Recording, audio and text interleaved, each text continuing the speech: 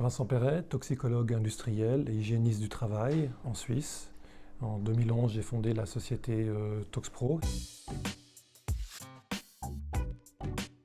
Et nous sommes spécialisés dans l'évaluation des risques professionnels, exposition chimique notamment, mais aussi dans l'évaluation de la qualité de l'air intérieur dans les environnements bâtis.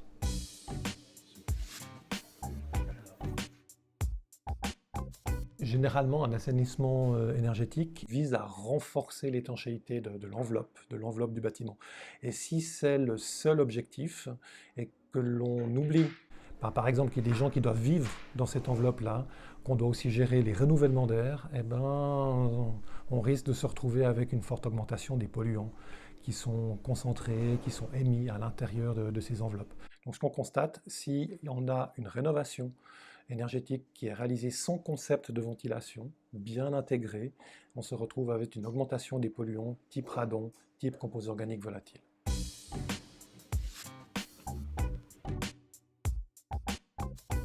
Mes premières recommandations, c'est vraiment d'intégrer les objectifs de renouvellement d'air. Donc vraiment de bien réfléchir comment est-ce qu'on va pouvoir renouveler l'air à l'intérieur du bâtiment, malgré le fait qu'on cherche à minimiser en fait les échanges de chaleur.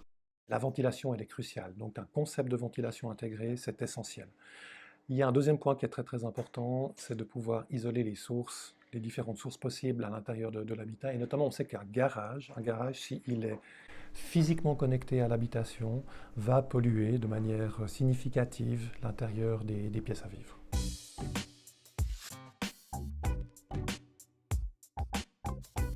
Ce qui est intéressant de voir dans le secteur tertiaire, quand on regarde, on s'intéresse à la qualité de l'air intérieur dans ces environnements bâtis, c'est que la qualité de l'air, elle est plutôt impactée par la ventilation et par les matériaux de construction et beaucoup moins par l'activité des gens, contrairement à ce qu'on peut voir en fait dans les habitations. Ce qu'il faut bien comprendre, c'est on vit de plus en plus maintenant dans des boîtes, hein.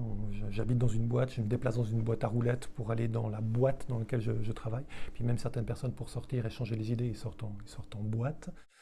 Donc ces boîtes-là, elles ont tout en commun qu'elles vont concentrer finalement les expositions, mais il y a des grosses différences avec la boîte du travail. C'est que la boîte du travail, généralement, on ne peut pas ouvrir les fenêtres. On ne peut pas gérer la ventilation. Et ça, c'est un vrai problème. Parce que systématiquement, quand on a des problèmes de plainte, de perception de la qualité de l'air intérieur, c'est souvent lié à la possibilité ou pas d'ouvrir les fenêtres.